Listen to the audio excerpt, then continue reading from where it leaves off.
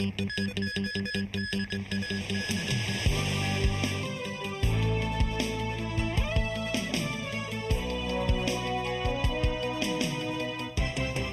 evening, and thank you for joining us. After the government announced the suspension of the labor importation scheme for the construction sector, the minibus industry said it would like to have the scheme cancelled for the sector too. But it's a different story for cross-border coach services. The industry noted the manpower crunch remains and called for a quota increase for its migrant workers. With a dip in Hong Kong's workforce, the government rolled out the labor import scheme last year, allowing selected industries to import up to 20,000 workers. The construction industry took in some 9,700 migrant workers over 4 rounds, but the government has decided to suspend applications for the sector. The unused quota is under 3,000. The transport sector can import up to 8,000 laborers. Among them, the government has approved 90% of the aviation sector's quota of 6,300 workers in the first 2 rounds of importation.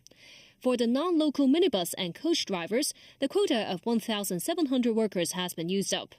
Currently, there are 928 imported minibus drivers. The industry says the government can stop importing migrant workers because the current manpower is relatively sufficient. That's buoyed by recent on-the-job training programs, which attracted more people to enter the industry, with its extra subsidy of $18,000 for each participant. That's given they have completed full-time employment for half a year. A different situation in the job market for coach drivers. The sector says there is a need for more workers because of the common retirement age at 60 years old, but their driver's median age now is already 56. Cheung Ping, a coach business owner, said it is also hard to recruit young people locally to go to the mainland to take the license exam, which has a passing rate of only 20 to 30%. Last year, the government also relaxed the importation of 26 types of jobs, including waiters and salespeople. As of the end of April, more than 8,500 migrant workers received approvals to work in Hong Kong. Lawmaker Lam Chun Sing said the government should adjust the import scheme from time to time based on the job market situation. Lam added the number of re-employment allowance quotas should also be expanded to attract more locals to return to the job market.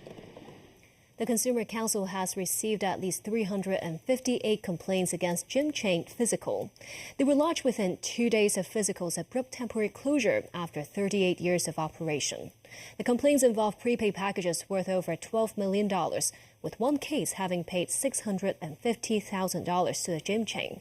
Physical announced that there will be a new investor taking over its Wan Chai branch, which will reopen soon. The Wan Chai branch of Physical on Lockup Road remains shuttered with no notices to explain the gym chain's latest situation. Some gym members came to check if it has reopened. Late Saturday night, Physical announced on its website that a new investor and the landlord of the Wan Chai branch have reached a preliminary consensus. The Wan Chai branch will reopen under a new brand name, Healthy. The new investor promised to provide new services for all remaining gym credits and personal trainer sessions of existing customers. The new investor will continue to negotiate with the landlords of other branches in a bid to continue their operation. This Physical customer says she has little hope that Physical can find more investors and attract more customers to keep it afloat given Hong Kong's economy. I still my stuff inside in locker. So what can I do? I'm still waiting for that. Yeah. I don't want to lose my money. Mr. Fong, a coach at Physical, says the chain's new investor offered to rehire him on a self-employment contract on the condition that there will be no base salary with a pay of $100 per class, but he can keep his original clients. He says that is unacceptable and he will continue to chase after the wage arrears. Barrister Albert Look said the key lies in whether Physical is going to be liquidated. If it only changes its brand name and management team, the chain still has the responsibility to perform the promised services to its clients. Meanwhile, Secretary for Financial Services and the Treasury Christopher Hui criticized the U.S. government's latest Hong Kong business advisory as unfounded and detached from reality. The advisory noted the heightened reputational, regulatory, financial, and legal risks of U.S. companies operating in Hong Kong.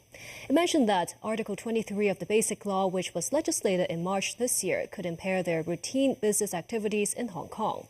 Hui dismissed the advisory, saying the city could justifiably refute them with concrete examples. They include active stock markets, European and American funds are also participating in the city's big financial projects.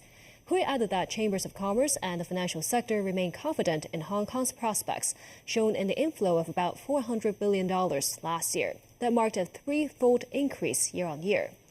He said Hong Kong will continue to hold more mega events so more people can come to the city to see for themselves the real business environment.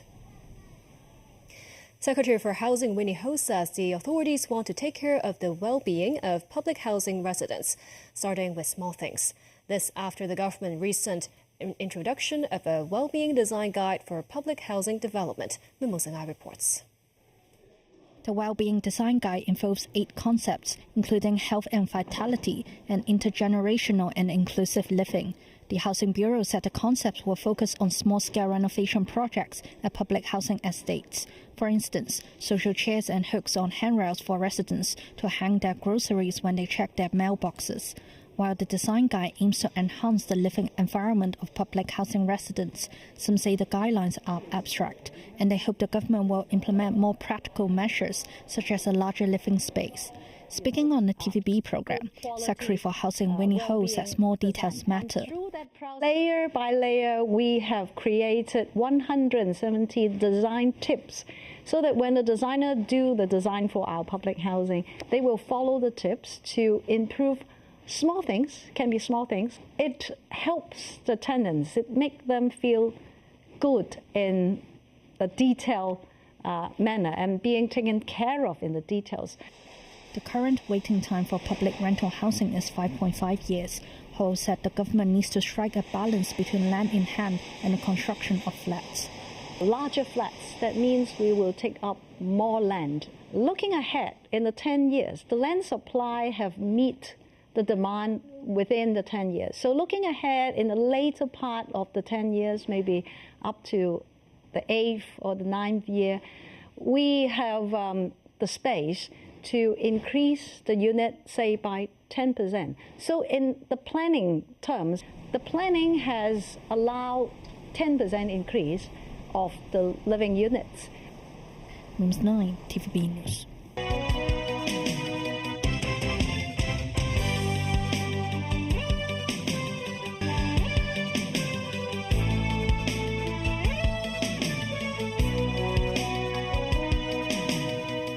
Welcome back.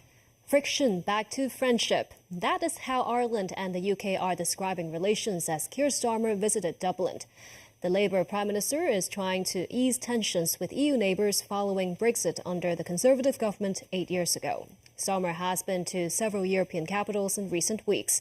In Ireland, he said it is time for a reset. David Garrett reports.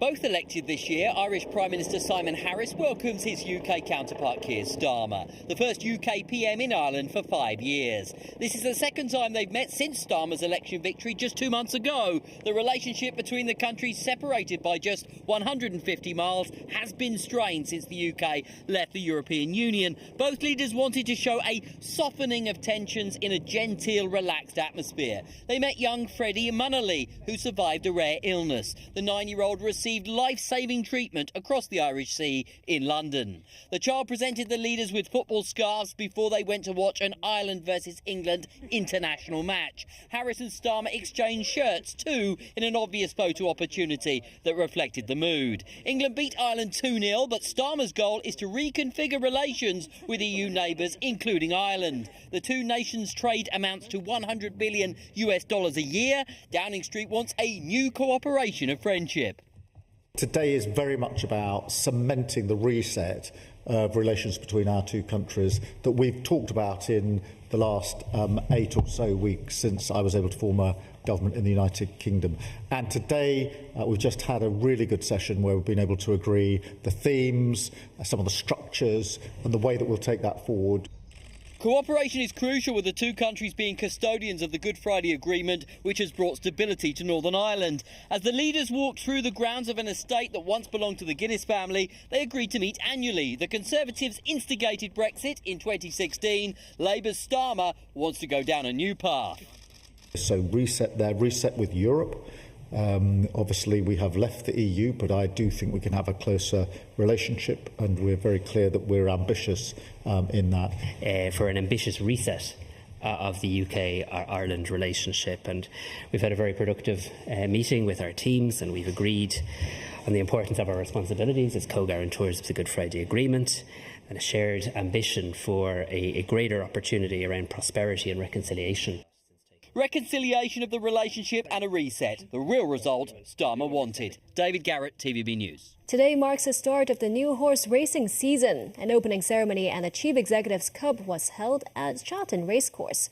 The Hong Kong Jockey Club said more than 47,000 people visited the racecourse on the first day of the new season. Min Mo-sung I was at the scene. Despite the grim weather, punters and visitors flocked to the first horse racing day of the new season. Many hit the gongs on the way to betting centres or outdoor seating areas, a symbolic gesture for opening day. Bells can also be found inside the racecourse. People believe that shaking the bells will bring wealth and luck. The season opening event attracted overseas tourists. Actually, I have no idea today is the opening day or opening race for the new season. I'm just come here because I saw it in tourism board. I saw it there is activities, so I just come by. I have no knowledge about horse betting, racing. Maybe I will buy some to try my luck, I guess. Because I've seen it on telly back home in Australia and wanted to experience it myself. Yeah, already have. Do you mind telling me how much? Oh, I really don't know. I haven't worked it out. I think it was probably $40 was my first one, so we'll see how we go.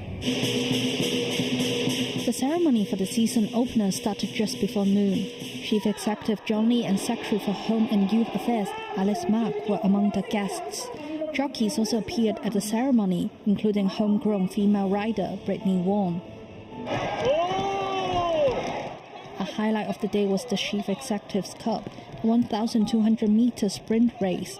In the end, the cup was claimed by Guy Ying Rising with Zach Purden on board. The atmosphere is buzzing at the racecourse in the afternoon. Meanwhile, the first night race of the season is on Wednesday at Happy Valley Racecourse. Min Mo-sung, TVB News. And that's the news. Thank you for watching.